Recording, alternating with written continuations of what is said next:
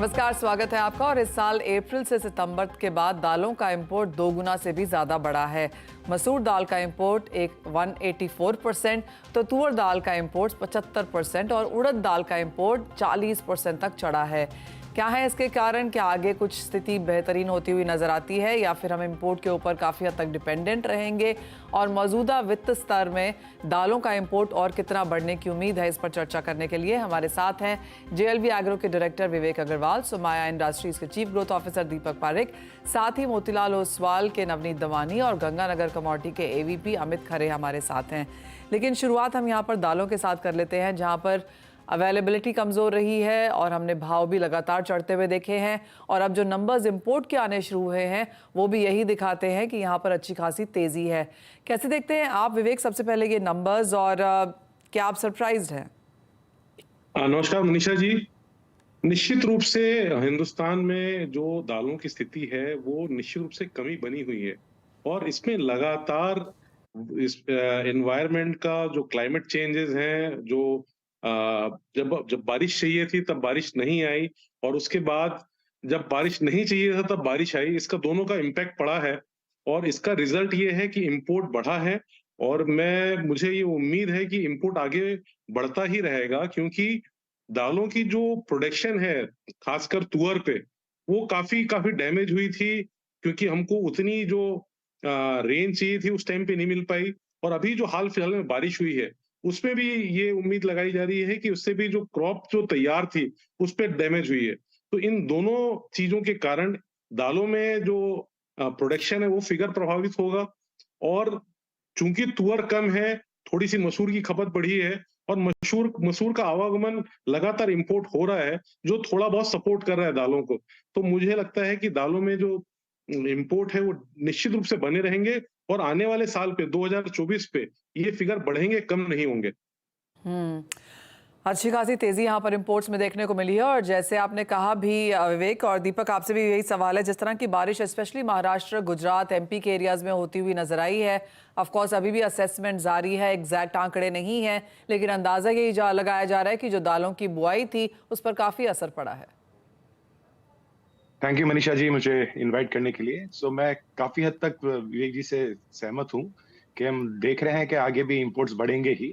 जहां तक अभी जो बारिश हुई है उसमें डेफिनेटली क्रॉप लॉस होने के चांसेस काफी ज्यादा हैं।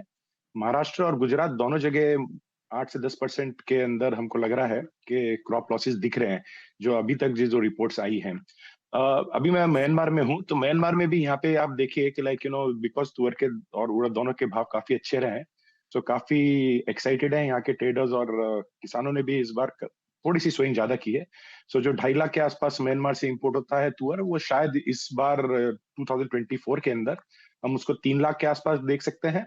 और इस साल जो उड़द भी थोड़ा सा ज्यादा ही इंपोर्ट हुआ था, करीब करीब 6 लाख टन के आसपास, वो भी शायद करीब करीब 50,000 से 1 लाख टन ज्यादा इंपोर्ट 2024 में हो। और जैसे विवेक जी ने बताया कि दूसरी दालों जैसे मसूर है, उसकी बिकॉज अवेलेबिलिटी अच्छी है तो उसका भी इंपोर्ट काफी हो रहा है। गोइंग फॉरवर्ड अगर आप देखेंगे तो तुअर के ऊपर भी इम्पैक्ट थोड़ा सा नेगेटिव, इससे पहले जो गलत टाइम पे बारिश नहीं हुई थी और फिर अभी बारिश हुई, इन सब के कारण शायद इंडिया की प्रोडक्टिविटी इस बार मुझे लगता है 3 मिलियन मेट्रिक टन से काफी कम होने के चांसेस हैं। इसके कारण शायद हम इंपोर्ट डिपेंडेंस हमारी बढ़ने वाली है सारी दालों के अंदर। और आपने देखा होगा कि गवर्नमेंट ने भी इवन चने का भी अपना एस्टिमेट रिवाइज किया है। ये सब बता रहे हैं कि ओवरऑल हमारा production structure is not in right way. अभी स्ट्रक्चर थोड़ा सा डामाडोल है, उसके कारण हम इंपोर्ट पे ज्यादा डिपेंडेंट रहेंगे आने वाले साल के अंदर। जी हाँ, एब्सोल्युटली। जिस तरह की बारिश हुई है अनसीजनल, इवन एज जो बुआई के नंबर से वहाँ पर कुछ हमने कमी आते हुए देखी है। विवेक, अगर अब यहाँ से प्राइसेस की बात करें तो सरकार की काफ़ी कोशिश रही है कि हम उसमें भी एक होल्ड आता हुआ, कर्व आता हुआ देखें। वो एक और एरिया है जहाँ पर थोड़ी सी नाकामी यहाँ पर हासिल हुई है, क्योंकि अक्रॉस दालों के अगर प्राइसेस देखें तो वहाँ पर अब भी बढ़त। देखिए मनीषा जी, कुछ चीजें ऐसी हैं कि प्राकृतिक आपदा को आप काउंटर नहीं कर सकते। ये सरकार इतनी ज्यादा एक्टिव है, जिन्होंने सारे फंड्स खोल रखे हैं। मैं लगातार सरकार से टच पे रहता हूँ, मैं उनसे बात करता हूँ। तो चाहे वो इंपोर्ट खोलना हो, चाहे वो जितनी भी जहां भी स्टॉक है उसको लिक्विडेट करना हो, बफर स्टॉक को लिक्विडेट करना हो, और इंपोर्ट पे जो भी पॉसिबिलिटीज हो, जैसे कि येलो पीस हमारे यहाँ अभी बैन है इंडिया में, या अपन इंपोर्ट नहीं कर सकते, उसका ड्यूटी स्ट्रक्चर इस प्रकार है, तो भारत सरकार निश्चित रूप पे उस पे भी सोच रही है।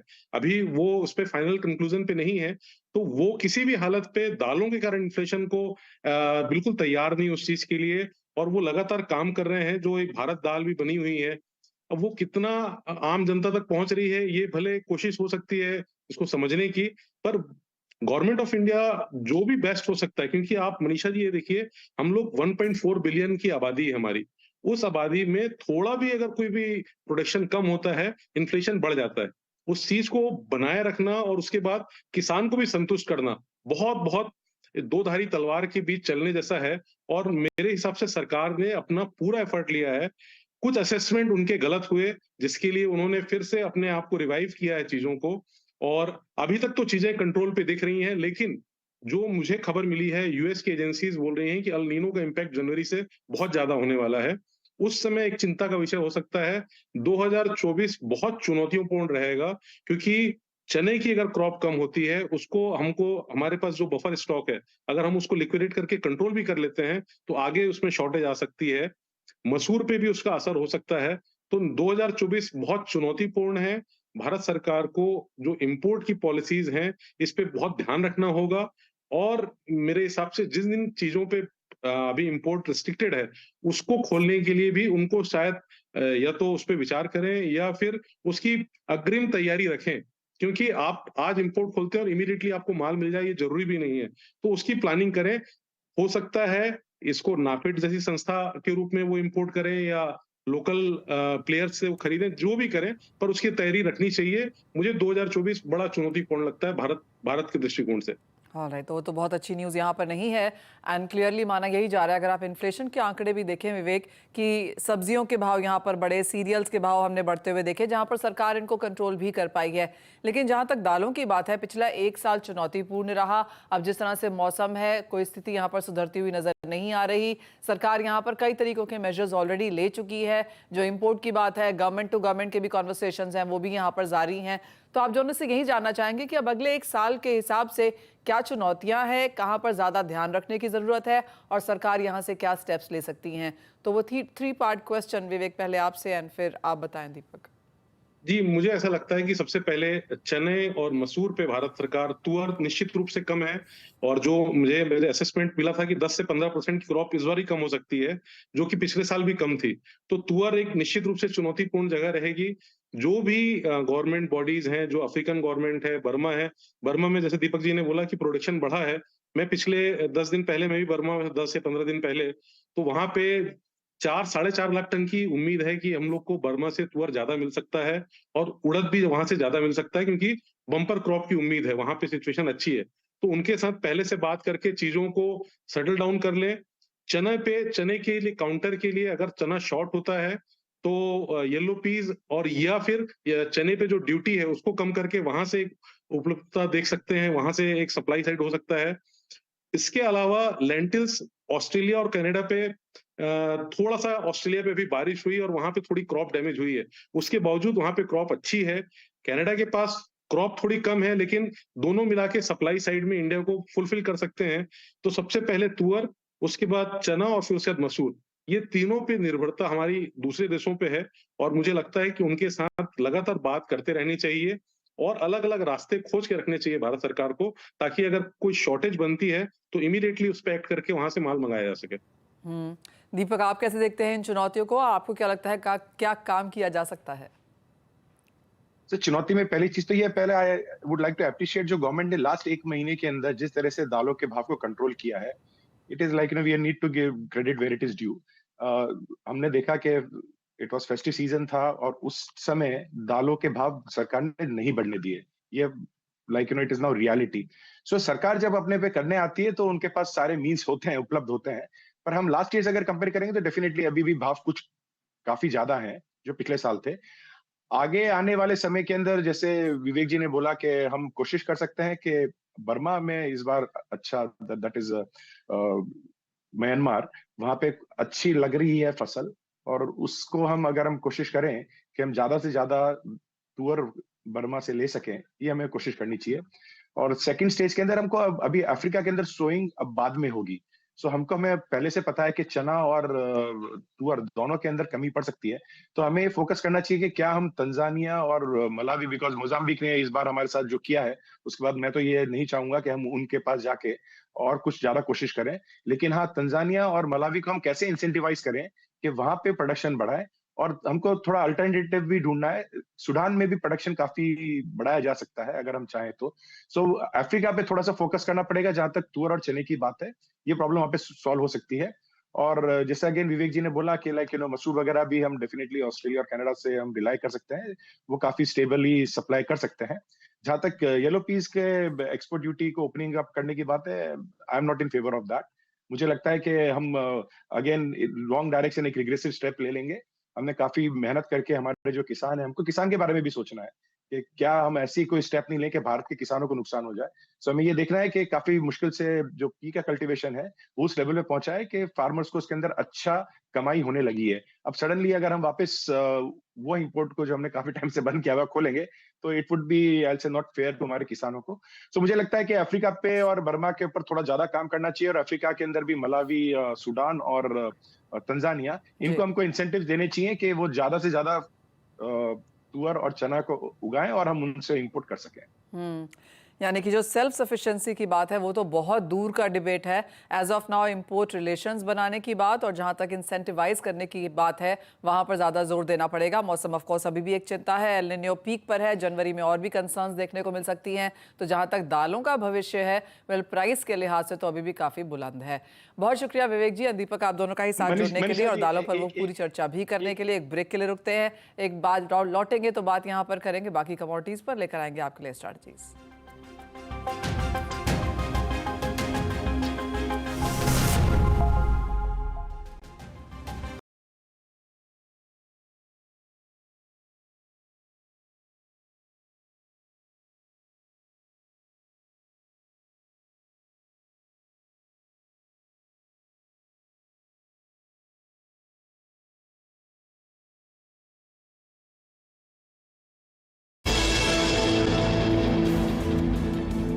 स्वागत है आपका। और आज का दिन अहम है क्योंकि ओपेक की मीटिंग जारी है और काफ़ी सारे डेलीगेट्स जो मीटिंग से पहले बात कर रहे हैं यही कहते हुए नजर आए हैं कि 1 मिलियन बैरल प्रतिदिन की कटौती यहां पर 2024 में शुरुआत में देखने को मिल पाएगी। जो एज ऑफ नाउ अग्रीमेंट्स हैं वो 2023 31 दिसंबर को एक्सपायर हो जाते हैं। तो आगे जाकर हम कितना ये एक्सटेंड होता हुआ देखेंगे, क्या डीपर कट्स आते हुए नजर आएंगे, इन सब पे चर्चा ऑफकोर्स आज यहाँ पर हो रही है। नवनीत, कैसे देखते हैं आप आज का दिन और कच्चे तेल को क्या क्यूज लेने चाहिए फिलहाल?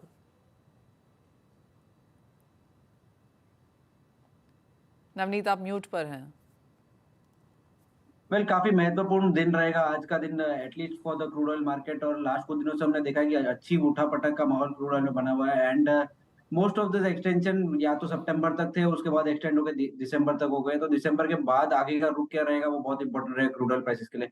मेरा मानना यह है कि अभी तक के जो अनाउंसमेंट प्राइमरीली ये दिखा रहे हैं कि 1 से 1.2 मिलियन बैरल तक के प्रोडक्शन कट्स अनाउंस हो सकते हैं, जिसको भी पॉजिटिव हो प्राइसेस। एंड जो कि प्राइसेस को लगभग 67 67 50 तक ले जा सकता है। तो बाय एंड डिप्स की रणनीति फिलहाल के हिसाब से रखनी चाहिए। आगे की क्लैरिटी आपको शाम को ही पता चलेगी, तो we will wait and watch, don't be very aggressive. दूसरा ट्रेड जो मुझे लगता है कि आज थोड़ा सा अच्छा लग रहा है वो गोल्ड की तरफ है। लास्ट कुछ दिनों में हमने देखा है कि गोल्ड में बहुत अच्छी तेजी देखने मिली है। टेक्निकल पैरामीटर्स पे 2020 2040 दोनों ही लेवल ब्रेक करके इंटरनेशनल लेवल्स पे होल्ड कर रहा है। थोड़ा सा नरमी का रुख है आज, पर वो डाइंग अपॉर्चुनिटी जैसे भी ट्रीट किया जा सकता है। 62,400 62,300 के बीच में आप बाय करिए। 62,100 का स्टॉप लगाइए। 62,550 और 600 तक के टारगेट देखने मिल सकते हैं। ऑलराइट, तो वो कॉल्स हैं यहाँ पर कच्चे तेल और सोने में। लेकिन नवनीत, साथ ही साथ चांदी कैसे देखते हैं, क्योंकि 77,000 के स्तर यहाँ पर बनते हुए नजर आए हैं। कॉपर पर अगर नजर डालें तो यहाँ पर भी इस हफ्ते में अब तक बढ़त है, 10 हफ्ते के हाईज पर वहां भी कारोबार। जी बिल्कुल, चांदी में भी एक काफी अच्छा मोमेंटम देखने मिला। और टाइम एंड अगेन हमने इस शो के माध्यम से भी चांदी में तेजी करने की एडवाइस दी, और मुझे लगता है कि ये मूव अच्छी तरह से प्ले आउट होता हुआ नजर आ रहा है। करीब करीब 8% के आसपास की रैली हमने लास्ट कुछ दिनों में चांदी में देखी है। और जो अगला कॉन्ट्रैक्ट है, जो कि दिसंबर कॉन्ट्रैक्ट तो एक्सपायर हो, जो अगला कॉन्ट्रैक्ट है वो 67,000 सॉरी 77,000 के आसपास चल रहा है। तो यहाँ से थोड़ी भी नरमी आए तो चांदी में भी आप बाय की स्ट्रेटेजी बना सकते हैं। इवेंचुअली ये मोमेंटम थोड़ा सा कैरी होके 77,800 78,000 तक प्राइसेस को ले जाएगा बिफोर एनी मीनिंगफुल रिवर्सल। तो पॉजिटिव बायस रखना चाहिए चांदी में भी। कॉपर की बात आपने सही कही कि 4-4.5% की बढ़त हमने इस साल में इस महीने में ऑलरेडी देख ली है, और मुझे लगता है कि ये जो मोमेंटम है वो बहुत दिनों बाद कॉपर में सेट इन हुआ है। काफी टाइम वेट एंड वॉच का माहौल रहा है। चाइना की तरफ से जो डेटा है वो भी ठीक ठाक पॉजिटिव आए है। रिसेशनरी एनवायरनमेंट फेड ऑफ होता नजर आ रहा है, और डॉलर इंडेक्स जो कि सबसे बड़ा कैटलिस्ट था, जो कि मेटल्स को दबाव में रखा था, वो भी 106 के स्तर से करेक्ट होकर 103 के नीचे आ गया। तो ऑल इन ऑल मेटल्स के लिए पॉजिटिव मोमेंटम डेवलप हो रहा है, एंड बेस्ट बेट रहेगा कॉपर में ट्रेड करना। यहाँ पर भी अगर आपको 713 712 के आसपास कॉपर मिले तो बाय किया जा सकता है। 720 तक के भी टारगेट देखने मिल सकते हैं, नीचे में 708 का आप स्टॉप लॉस लगाइए। ऑलराइट, यानी कि ज़्यादातर खरीदारी के मौके यहाँ पर लगातार हैं। कॉपर में भी बाइंग रिकमेंडेशन वहाँ पर आती हुई।